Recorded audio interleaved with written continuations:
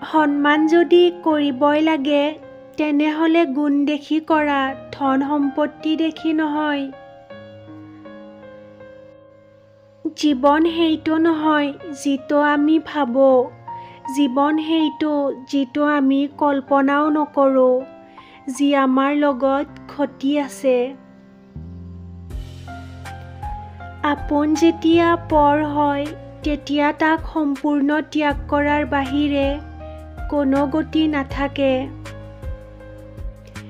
মানুহে তাৰ বুদ্ধিৰ পৰিচয় দিয়ে তাৰ কথাত, যোগ্যতাৰ পৰিচয় দিয়ে তাৰ কৰ্মত আৰু বংশৰ পৰিচয় দিয়ে তাৰ ব্যৱহাৰত। সকলোৱে কয় দুখ হেনো বেয়া, যেতিয়া আহে কন্দুৱাই যায়, কিন্তু মই কওঁ দুখ ভাল, যেতিয়া আহে কিবা নহয় কিবা শিকাই দিয়ে। যিমানেই উপকাৰ কৰা মানুহে পাহৰি যাবই, কিন্তু ভুলতে অলপ ক্ষতি কৰি চোৱা আজীৱন মনত ৰাখিব। এজনে খং কৰিলে সম্পৰ্ক গভীৰ হয় আৰু দুয়োজনে খং কৰিলে সম্পৰ্ক নষ্ট হয়।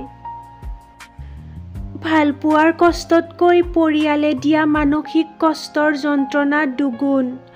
ভালপোৱাৰ কষ্ট সকলোৰে লগত শ্বেয়াৰ কৰিব পাৰি, কিন্তু পৰিয়ালৰ পৰা পোৱা কষ্ট কাৰো আগত ক'ব নোৱাৰি। মানুহক নিশ্চয় ভাল পোৱা উচিত, কিন্তু তাৰ সাজ-পোছাক, টকা আৰু সৌন্দৰ্য দেখি নহয়, বৰঞ্চ তাৰ মন কিমান ডাঙৰ সেয়া দেখি। তুমি যদি ভাবা তুমি সুখী নহয়, তেন্তে পৃথিৱীৰ কাৰো সাধ্য নাই তোমাক সুখী কৰিবলৈ।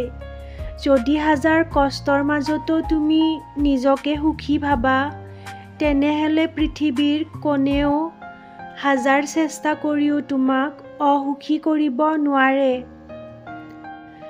কাৰোবাৰ অধঃপতন দেখি আনন্দ প্ৰকাশ নকৰিবা, কাৰণ ভৱিষ্যতে তোমাৰ বাবে কি অপেক্ষা কৰি আছে সেই সম্পৰ্কে তোমাৰ কোনো ধাৰণা নাই।